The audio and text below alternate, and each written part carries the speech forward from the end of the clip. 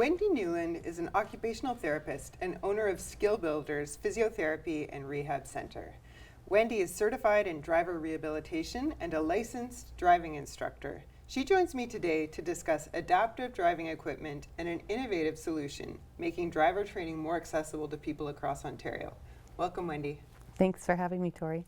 So to start, can you tell us about yourself and what you do at Skill Builders? Sure. So I'm an occupational therapist. I happen to co-own Skill Builders as well, but my passion is really helping people get back to driving. So driver rehab has been my passion for the last 25 plus years. And how did you get interested in driving?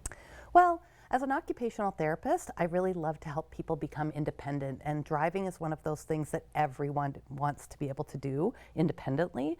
So when you have mobility challenges and other challenges, sometimes driving becomes a barrier to being able to achieve that independence. So by having adaptive equipment that allows you to compensate for maybe something that's not working as well in your body, if I can be the one to help that and allow them to drive independently, I'm good with that.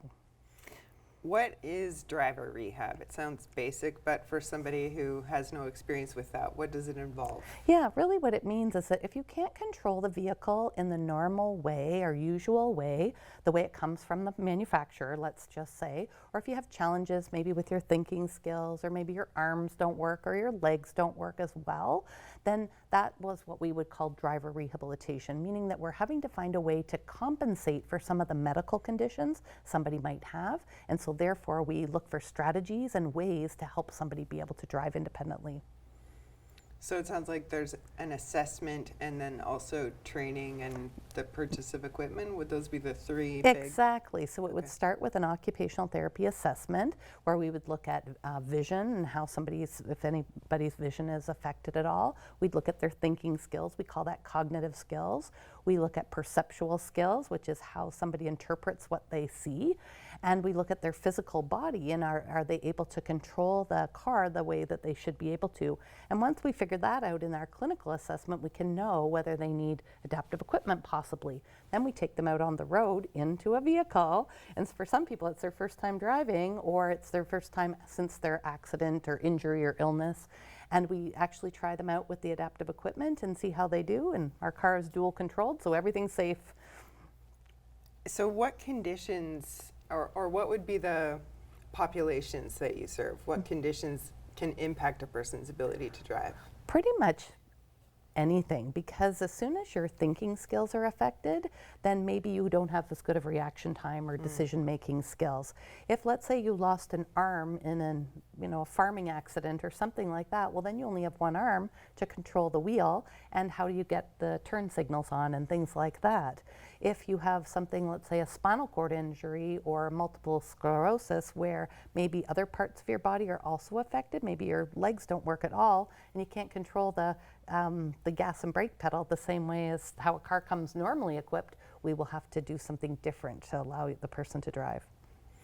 And how do people find out if driving is an option for them? If they maybe always assumed it wasn't, or assumed after an injury it wasn't? That's a great question. A lot of people will say that that's one of the biggest things that they're worried about the most, is how will they drive, especially if they were a driver before. Let's say they had an accident or an illness or something.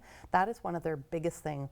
Walking and being able to drive a car. So I'm really happy to help people determine if they can. So again, start with an assessment, see what kind of things that they might need that would help them to compensate for whatever it is that's happened with them, and trying it out. And then at the end of the assessment and driver training, we're telling somebody whether, yes, they can have their license would be valid using adaptive equipment, or maybe no, it wouldn't because it doesn't work out, there was nothing available for them. But typically if it's a physical issue, we can find a way to compensate for it.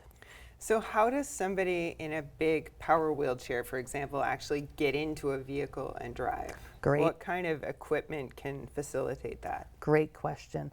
So if somebody cannot transfer and they're in a big power wheelchair, they will need something where the vehicle has a ramp or some kind of a lifting device so that they can stay in their power chair and enter into the vehicle, staying in it, and into the driver's position so that then they can drive from there. So we arrange the adaptive driving controls around them in their power chair so that they can still control the steering, gas, brake, and even the signals, wipers, and all that sort of stuff. What about somebody who has full full mobility, can independently get into the vehicle, but maybe doesn't have very much strength. What kinds of modifications can you do there to reduce the reach or something? Great, yeah, great question, because there are people like that where they can move, but they're just not strong enough. So some of the adaptive equipment, we can change the amount of pressure that requires, and we can change even the reduction of the steering effort.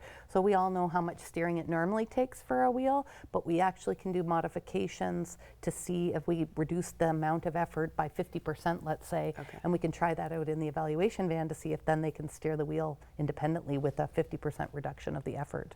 And what would be the range of costs for, say, somebody who needs the most level of adaptive equipment to the sort of least expensive modifications that are available?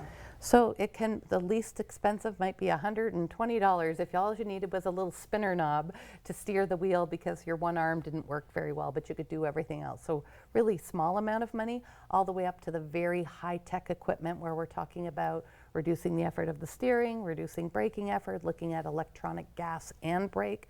Then we're talking thousands of dollars, so probably maybe $60,000 to $80,000. So it can be very expensive for somebody. So that's also something that somebody has to take into account as well. Wow. What makes it worthwhile? What does it mean to your clients to get back to driving? I think that's an individual choice for sure. I'm there to help them if I can help them to become independent. And for them, for some people, it means that now they can have a job, or now they don't have to live in downtown Toronto or downtown someplace where there's accessible transit. They could actually choose to live where they'd like to because they can have their own vehicle to drive them back and forth to medical appointments and just community mobility and getting a job or all kinds of things like that that helps independence. So for someone who's interested in learning more, where should they go? What's a good first step? A great first step is they're in Ontario anyway. There are many driver assessment centers around the province, so people can Google that online and find a place closest to them. If they need something really specialized like the adaptive van, then there's more limitations to that. There's a handful of people who have been trained on that.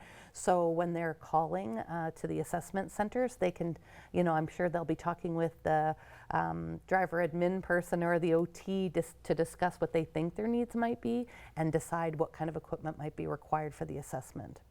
Okay, great. Well, thank you so much for coming in today, Wendy. It's an amazing service that you're providing, and it's great to learn more about it. Thank you for having me.